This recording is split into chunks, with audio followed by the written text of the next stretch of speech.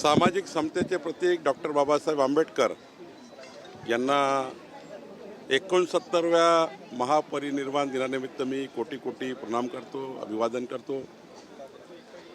महामानव डॉक्टर बाबासाहेब आंबेडकरांनी जो विचार आम्हाला दिला तो विचार आमच्या रक्तामध्ये मिसळून आमचं जीवनकार्य जे आहे ते समाजाच्या शेवटच्या व्यक्तीच्या कल्याणाकरता समर्पित करण्याची भूमिका महामानव डॉक्टर बाबासाहेब आंबेडकरांनी आपल्याला दिली आहे।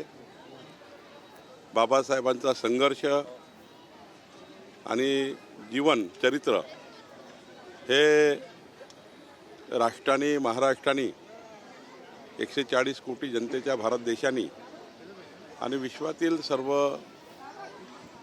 जनतेने स्वीकारण्याकरता आजचा दिवस आहे।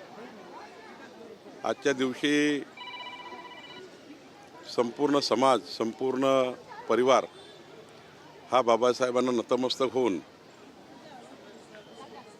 भारताला विकसित भारत, जगातला सर्वोत्तम भारत निर्माण करण्याचा जो विचार या भारताच्या जनसंख्येमध्ये आहे, हा विचारच मूळ महामानव डॉक्टर बाबासाहेब आंबेडकरांनी आपल्याला दिला आहे।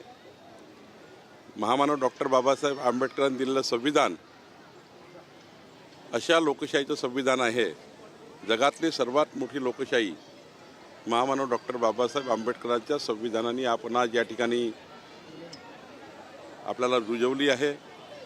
मला वाटतं की आज आमच्यासारख्या सरकारमध्ये काम करणाऱ्या प्रतिनिधींना दिशा देणारा, समाजाच्या शेवटच्या व्यक्तीचं कल्याण करण्याकरता संकल्पित करण्याचा हा दिवस आहे।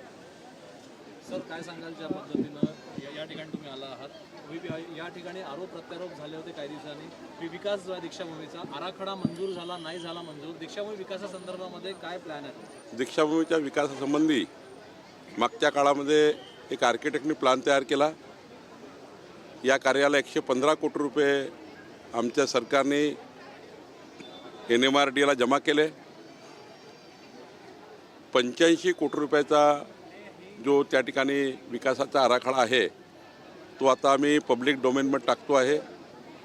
मागच्या वेळी जो आराखडा आम्ही तयार केला त्या आराखड्यामध्ये काही ऑब्जेक्शन्स होते, आपल्या स्तूपाला काही त्या ठिकाणी ऑब्स्ट्रक्शन तयार होत होते आणि मग आंबेडकर जनतेची मागणी अशी होती की बाबासाहेबाच्या स्तूपाला कुठेही ऑब्स्ट्रक्शन तयार करू नका। पण मागच्या काळामध्ये ते काम चालू केलं, मागच्या सरकारच्या काळात। पण माननीय मुख्यमंत्री देवेंद्र फडणवीसजींनी मला सूचना दिल्या आहेत, माननीय नितीन गडकरीजींनी सूचना दिल्या आहेत की या आपल्या बाबासाहेबाच्या स्तूपाला त्या ठिकाणी कुठेही त्या ठिकाणी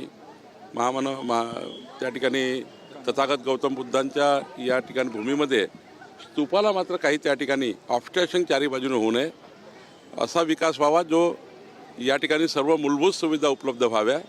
लवकरच त्या ठिकाणी पैसे आले आहेत, NMRDAला पैसे जमा आहे, फक्त आता आपल्याला विकासाचं जे मॉडेल आहे ते पब्लिक डोमेनमध्ये टाकून जनतेच्या सूचना या ठिकाणी घेणार आहोत। या ठिकाणी एक मोठी बैठकही घेणार आहे ज्यामध्ये नागपूरचे सर्व दीक्षाभूमीशी जुळलेले सर्व संस्था आणि सर्व लोकप्रतिनिधी यांना विश्वासात मी घेणार आहे। तुम्ही एक नोटीस बजावलेला आहे, ड्रॅगन व्हॅलीच्या विकासासाठी आतापर्यंत प्रचंड मोठ्या प्रमाणात निधी तुम्ही दिलेला आहे, काय सांगा? नाही, ड्रॅगन पॅलेसच्या विकासाकरता आधीपासूनच माननीय नितीनजी, माननीय देवेंद्रजी, आम्ही सर्वांनी, आदरणीय सुलेखाताई, आम्ही सर्वांनी विचार केला आहे।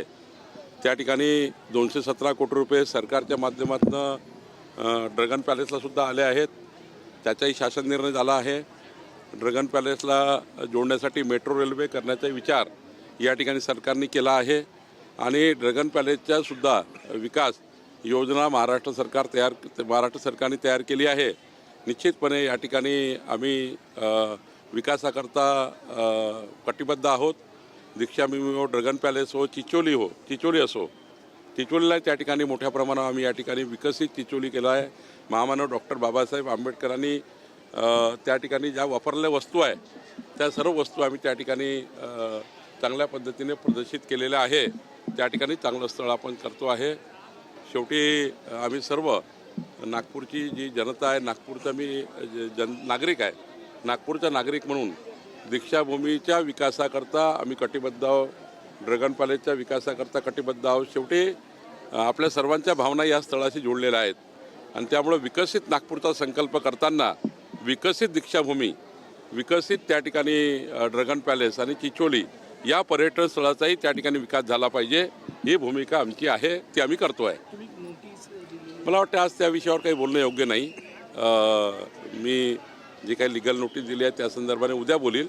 आज आपल्या सर्वांना महामानवाला समर्पित करण्याचा दिवस आहे. एक मराठी राहिला. चैत्यभूमीमध्ये मोठ्या प्रमाणामध्ये अनुयायी आलेले आहे. ऑटो रिक्षावरून त्या ठिकाणी ट्रॅफिक जाम झालेली आहे आणि थोडीशी त्या परिसरामध्ये आता ऑटो रिक्षामुळे गर्दी जमल्यामुळे टेन्शन थोडं निर्माण झालं. हो, थोडा जरा तिथे आधीच कंजेस्टेड एरिया आहे आणि एवढे सारे लोक त्या ठिकाणी नागरिक येतात, साहेबांना नतमस्तक होतात, त्यामुळे थोडा किओस निर्माण होतो, पण ते सुरळीत होईल असं मला वाटतं. सर हिंदी में बताइए. आज महामानव डॉक्टर बाबा साहेब आम्बेडकर जी का महापरिनिर्वाण दिन है, 69वां महापरिनिर्वाण दिन है और इस महापरिनिर्वाण दिन में वहाँ पर हमने सबने दर्शन किए हैं, बाबा साहेब को कोटि कोटि वंदन किया है. महापरिनिर्वाण दिन के माध्यम से हमें जो दीक्षा मिली है, शिक्षा मिली है, ये जो है बाबा साहेब का विचार है. ये विचारों को ब्लड में लाना, उससे हमारे ब्लड में उसको हमारा ब्लड प्यूरिफाई करने का एक विचार है. हमारे ब्लड को प्यूरिफाई करने का विचार बाबा साहेब ने दिया है और यही विचार समाज के आखिरी आदमी का हित को मजबूत करने वाला विचार है. हमारे जैसे सरकार में जो जनप्रतिनिधि है उनको भी एक बाबा साहेब के इस विचारों से मजबूती मिलती है और मुझे लगता है कि भारत का संविधान विश्व का सबसे मजबूत संविधान, मजबूत भारत के लिए, विकसित भारत के लिए बाबा साहेब जी का आशीर्वाद हमारे साथ है. मुझे लगता है कि हमारी सरकार, देवेंद्र फडणवीस जी की सरकार, माननीय पंतप्रधान मोदी जी की सरकार, हम सब मिलकर महामानव डॉक्टर बाबा साहब जी ने दिया हुआ संदेश, हमें दिया हुआ विचार, समाज के आखिरी व्यक्ति के हित में हम उसका विचार हमें विकास करने के लिए आदेशित करता है. ये विचार ही हम सबके मन में, हमारे सबके जीवन में, समाज के आखिरी आदमी के लिए हमें काम आता है. यही विचार से हम काम करते हैं. थँक्यू.